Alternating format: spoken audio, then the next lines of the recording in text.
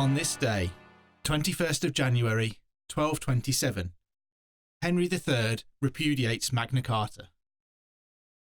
On the 8th of January 1227, Henry III had called a council to meet at Oxford. The son of King John, he'd come to the throne at the age of 9 on his father's death. He inherited a kingdom at war, with the French prince on the brink of taking John's crown with the backing of the English barons. John had been unpopular, but having sealed Magna Carta and then torn it up, he'd incurred the wrath of the already irate barons. At Oxford, Henry had declared himself to have reached the age of majority. He was 19, and his government had been run by others for a decade. For the first few years, it was the famous knight Sir William Marshall who had steadied the ship, in no small part by reissuing Magna Carta and the Charter of the Forest, to take the sting out of the barons' revolt. The man tasked with taking care of the little Henry and providing his education was Peter de Roche, Bishop of Winchester, a famed warrior priest who went on crusade. He was apparently taken by surprise by Henry's announcement that his job was over. At the same meeting, Henry expressed his intention to repudiate not only Magna Carta and the Charter of the Forests, but all charters and privileges, however ancient. Henry said that this was because he had never granted any of them, and that they'd only been given in his name. It wasn't quite the shocking news it might have appeared at first. Any charters would need to be represented to receive the new king's personal seal. Aside from an opportunity to stamp his authority, it would allow a comprehensive audit of charters and privileges in circulation so that the king knew where everyone stood. On the 21st of January 1227, Henry wrote a letter for distribution around the kingdom to explain what was happening.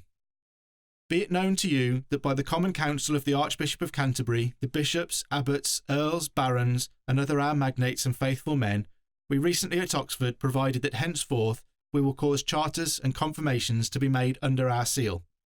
And we therefore bid you, without delay, publicly proclaim and make known to all persons in your bailiwick who have or claim to have lands or tenements or liberties by grant or concession and confirmation of our ancestors, the kings of England, or by our precept, that they come to us without fail before the beginning of this approaching Lent of the 11th year of our reign, to show us by what warrant they have or claim to have those lands or tenements or liberties, as they desire to keep or to recover them.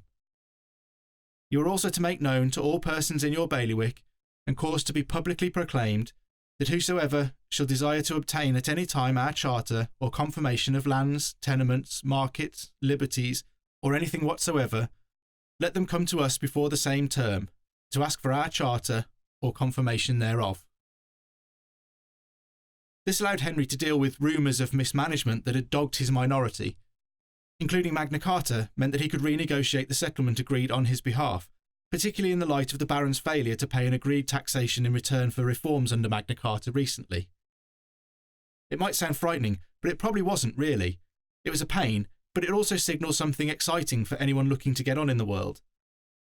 Throughout Henry's minority, his ministers had been barred from making permanent grants. As he came of age, the gates to royal patronage were opened after a decade of drought, and there would be opportunities to make permanent gains. Henry III's rule was really beginning.